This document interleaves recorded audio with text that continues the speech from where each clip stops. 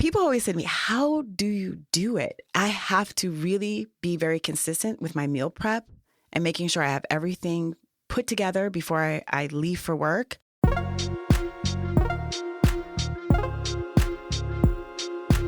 I'm Dr. Robynne Chutkan, gastroenterologist, microbiome expert, and author, and I am here to help you find gut bliss.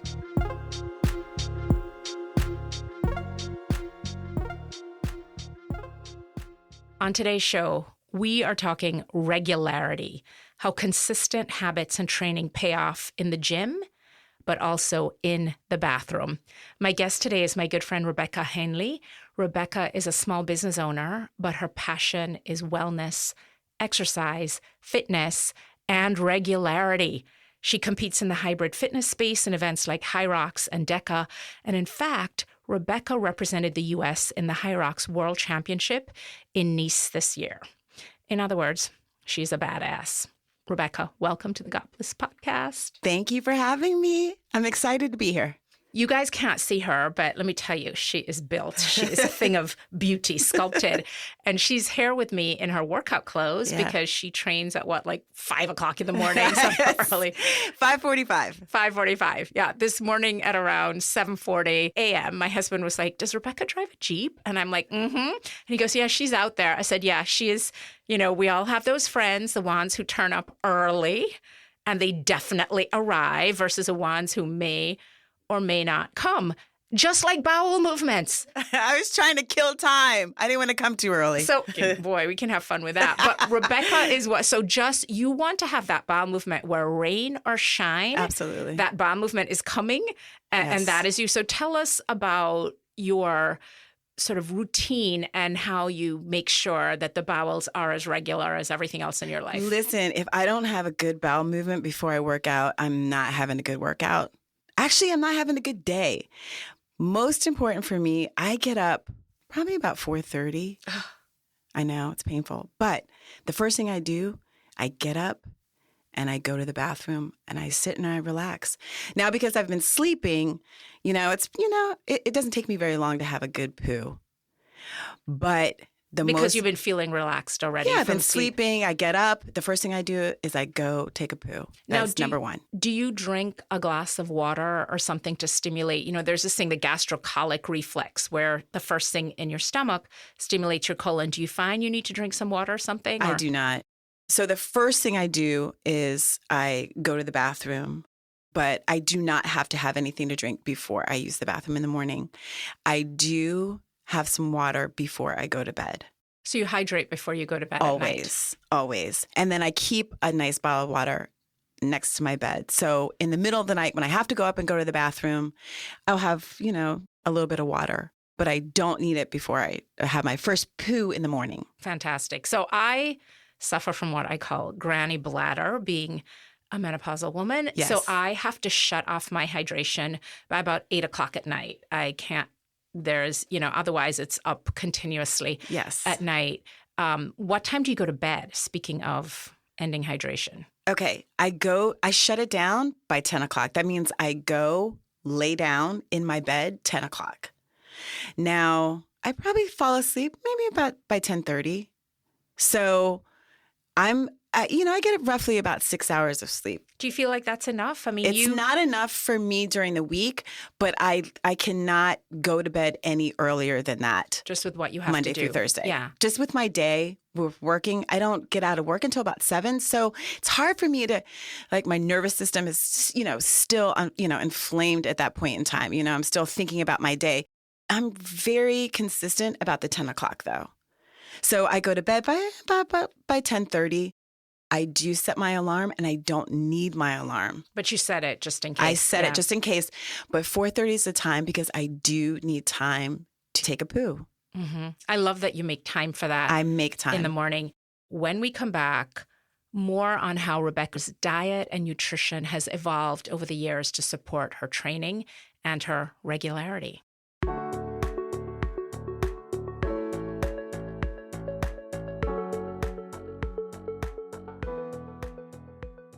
The Gut Bliss podcast is brought to you by VisBiome, my first and quite frankly, my only choice for a probiotic. Whether you're dealing with irritable bowel syndrome or just looking to restore your gut health, Visbiome can help. It's a medical food for the dietary management of IBS and gut inflammation. Backed by science and clinically vetted by thousands of my own patients. Find your gut bliss with Visbiome. Go to visbiome.com/gutbliss and use discount code GUTBLISS at checkout.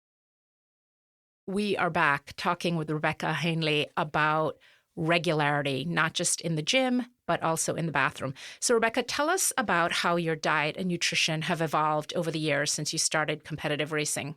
So one of the things that I learned was I wasn't eating enough food for the amount of training that I was doing. So I really have spent a lot of time, money, and energy on really learning how my nutrition plays a huge part in my fitness.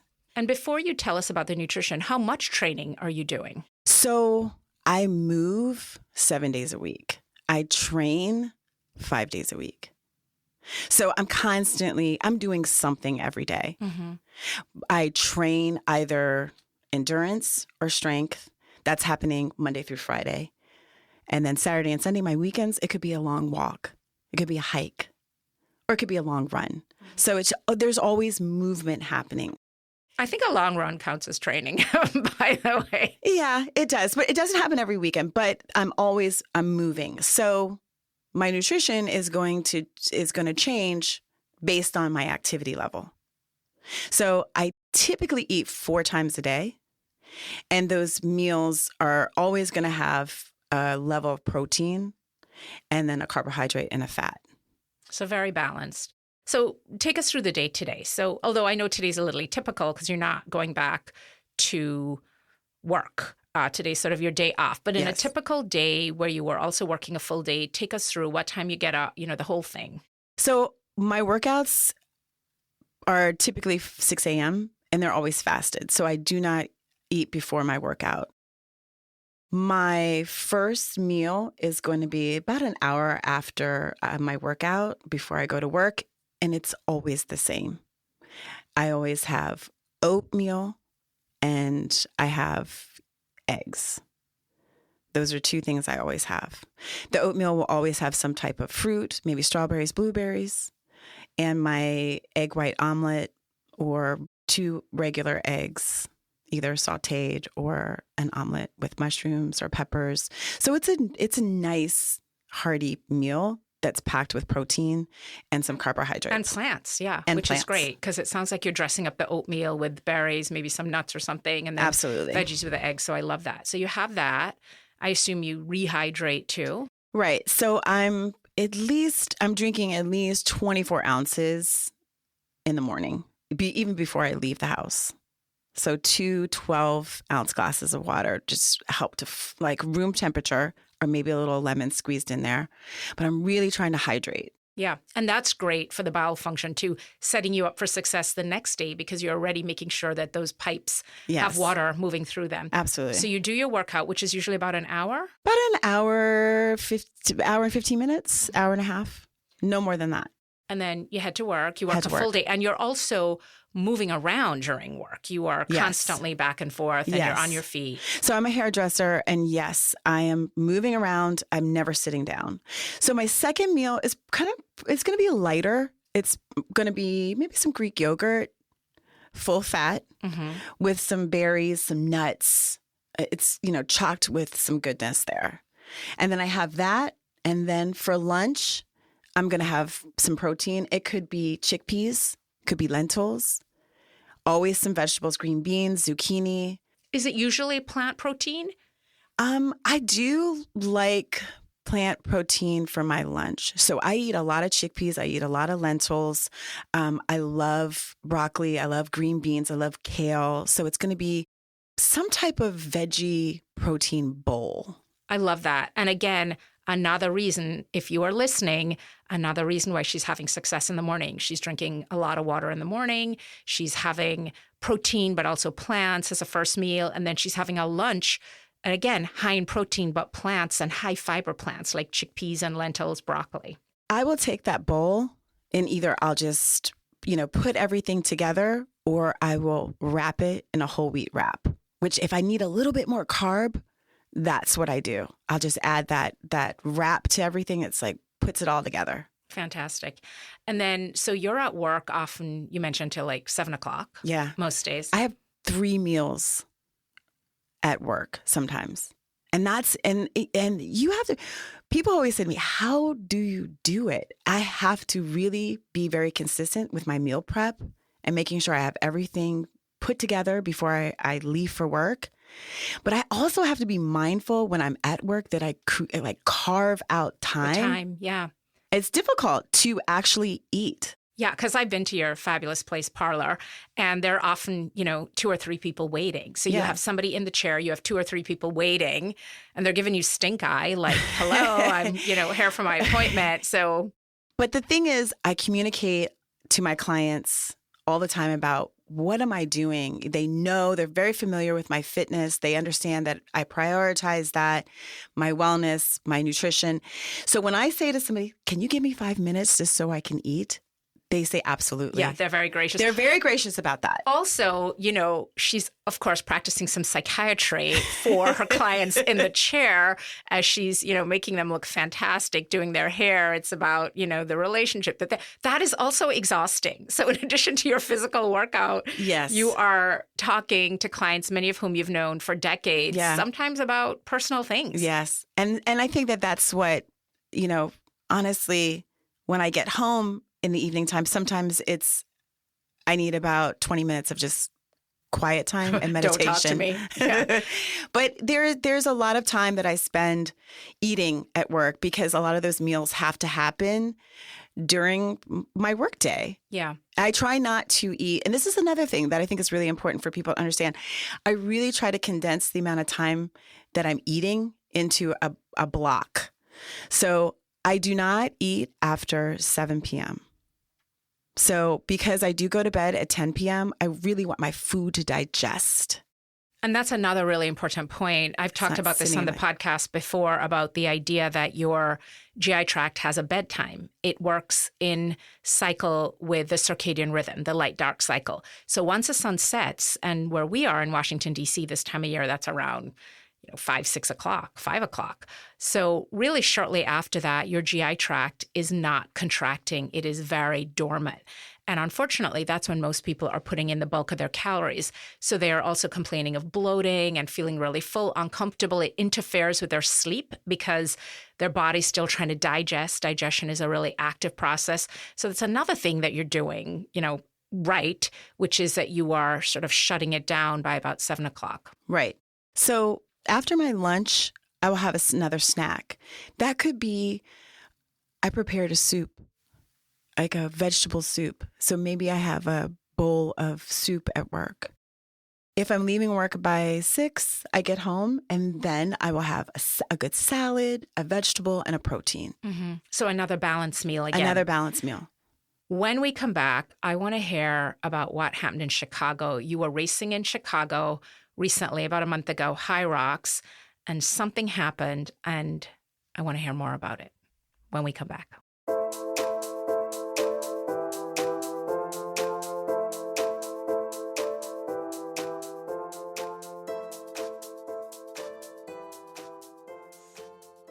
Just a couple weeks ago, you competed in a High Rocks event in Chicago. And first of all, just tell people a little bit, just in a sentence, what is High Rocks? So High Rocks it's fitness racing. It's hybrid fitness racing that takes endurance and strength, puts them together, and you've got a great race. So it's different stations and you're doing different things. You're like pushing the sled, You've got stations, and between each station, you've got a 1K run. So there's strength and running, you put those together. But it's a race that absolutely anybody can do. If you're into fitness, you work out, you can do it. Got it. So you're in Chicago at this High Rocks event. And tell us a little bit about what happened there. You changed some things up. Number one rule when you are racing, running a marathon, doing competitive racing, you don't want to introduce anything new to your routine. No new shoes, not even new leggings. Certainly not changing your nutrition or adding supplements where you don't need them. And that's what happened. I really take my fitness very seriously, and I really research, and I love to look at new ideas when it comes to my fitness. And I introduced some supplements when I shouldn't have. And I should have relied on my nutrition, which I always have. So what happened was I added too many electrolytes, too much sodium, too much potassium. I pulled back on my food intake, and I didn't hydrate as much, and that was to my detriment. Gutless 101, food. And I mean, this is where I promised Rebecca, I'm like, I'm not going to rant, but I really want to emphasize this. Your body has your back. Your body has something called homeostasis, which balances the electrolytes, et cetera. Of course, particularly if you're doing endurance racing, like you're doing an Ironman or a marathon, you may have to hydrate a little bit differently. But a banana is a great way to do that. And you start doing this powders, this sodium, potassium. This stuff can really mess you up. It can also really irritate your GI tract. And one of the things I see in my medical practice is so many of the people who are coming in with GI distress, with bloating, and they feel uncomfortable, they're a little nauseated. When I have them empty out their shopping bag of supplements and convince them, like, let's take a break from this stuff, I would say 50% of them get better. So these things are synthetic compounds. They are mostly ultra processed, and they're made in a factory, long shelf life. They have a bunch of stuff in them. And they're irritating to the GI tract. The GI tract does not recognize them as food. So I'm sorry that it, sort of messed you up. But in a way, I'm glad, because your body gave you the feedback. Your gut was like, mm-mm. So this was an interesting thing. Once I worked with my coach after the race, I realized that prior to the race, I was down like 500 calories to 700 calories per day when I was training. And that made such an impact on my actual race. So removing too much food and relying on supplementation is not the way to go if you're training for anything. Such a great lesson. Yeah. So, it actually, you need the food, less supplements, more food. Absolutely. That is so true. Last thing I want to ask you about is what motivates you? I mean, this is like a professional athlete schedule almost. I mean, this is, 4:30 wake up, you're really focused on your food, you're meal prepping, you're eating these meals. What keeps you going? So I'll be 52 in February, and I love where I'm at in terms of my body, my wellness. I feel very blessed to be able to do everything I can. I do it for me. I'm happy to get up at that hour. I'm happy that I can do everything that I can do. My body allows me to do. I do it for my family. I do it for the other women out there in my age bracket to inspire them. I want to introduce more people to what I do, more women to what I do, because I feel like when I get out there, I don't see us. And I want to see more women like me out there doing the same things I'm doing. So if I could build more of a community and introduce more women to this, that's why I do what I do. That's why I talk about it. Well, I'm so glad that you're not just talking about it, you're doing it. And both physically as well as from a gut point of view, it sounds like what you're doing is working so well. Thanks so much for sharing with us, Rebecca. It was a pleasure having you. Thank you so much.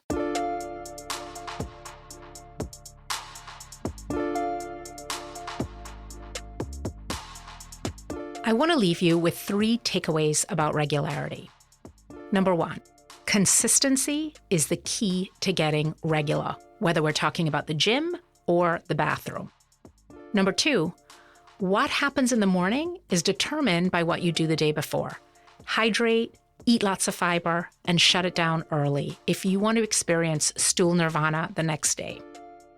And number 3, food over supplements. Every single time. So that's it for this edition of the Gutless Podcast on getting regular.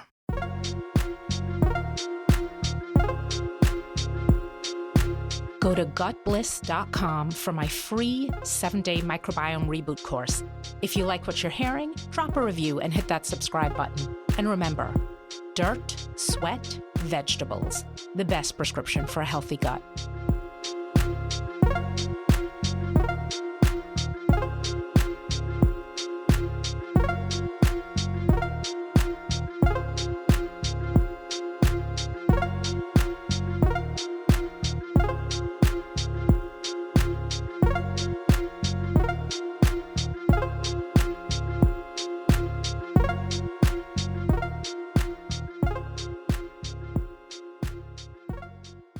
The information presented in this show is not meant to be medical advice. Consult your doctor before making any decisions about your health. The patients discussed are real people, but names and identifying features have been changed to protect their privacy.